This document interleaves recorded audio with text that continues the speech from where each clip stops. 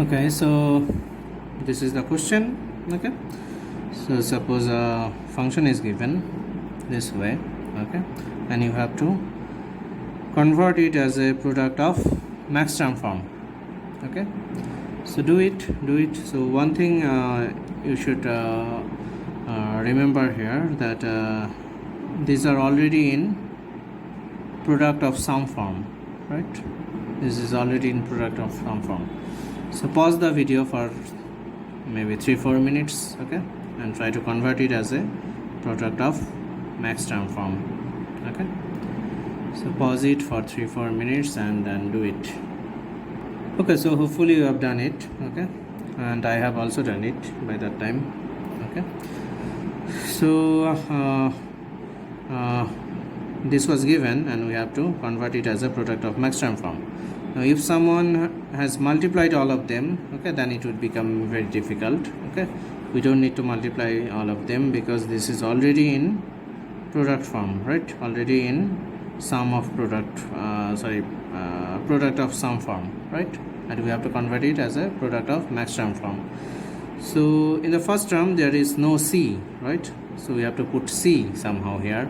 In the second term there is no a, so we have to put a, and here we have to put b. Okay, so what I have done here with the first term, okay, I added a c into c term, c into c prime, okay, because c into c prime is 0, so with the first term I am adding a 0, so no problem. Okay, in the second one I have added a into a prime, this is also a 0, okay, and with this term I have multiplied a b into b prime, which is also 0. Okay, and then it becomes very easy. Then I have to just break it down, like I take it as a x and this two as a yz. Okay, so it will become x plus y into x plus z. Okay, same methodologies here. This is x, this is yz.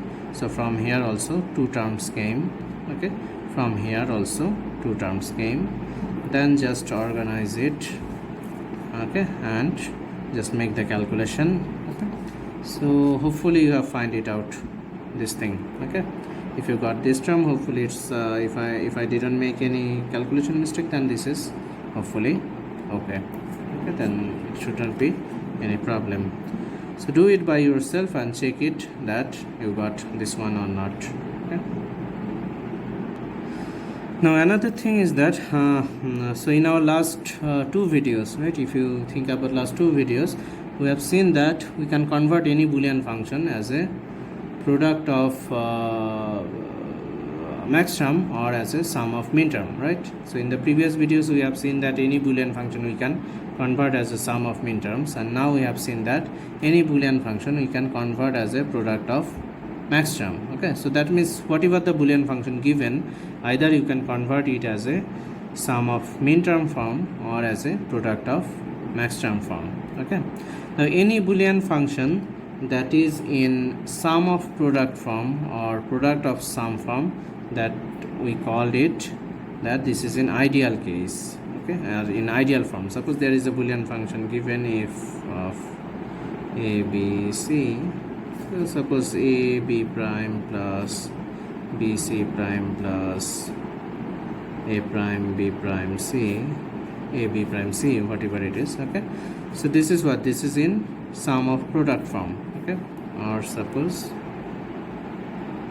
is given this way, that a prime plus b plus c prime into b plus c prime, this is in product of sum form. Okay, so any Boolean function, if this is in sum of product form or product of sum form, then this is in ideal form. Okay, now suppose f is written this way, suppose bc plus b prime c prime plus a prime b prime, suppose, or whatever. Okay, so this is in sum of product form, so this is the ideal form. Okay, but if we write the same equation this way, so from this to bc plus b prime c prime, we can write b x nor of c, right? If you remember, this can be b x nor of c, and this is a prime b prime.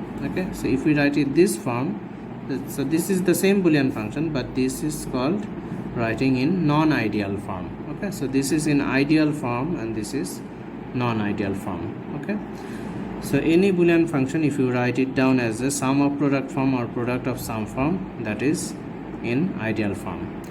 And any Boolean function that is in sum of product form, sum of min term form or product of max term form, that is called in canonical form. Okay, so what is a canonical form? Any Boolean function that is in sum of min term form or product of max term form. Okay, then that form or that Boolean function is in canonical form. Okay, so next two classes are very important. Okay, don't miss our next two classes. So in our next two classes we will cover Karnaugh map or K map. So far whenever we have worked with Boolean function, we have to use the Boolean properties, right? Sometimes we are multiplying some things or sometimes we are adding some things, and if we want to simplify any Boolean equation, then we have to also use those properties. Okay, and it's sometimes become very difficult to understand that what we have to do. Okay, but using a K map or Karnaugh map, we can easily convert any Boolean function to its most simplified form. Okay, so next two classes will be on K map. Okay, so don't miss the next two classes.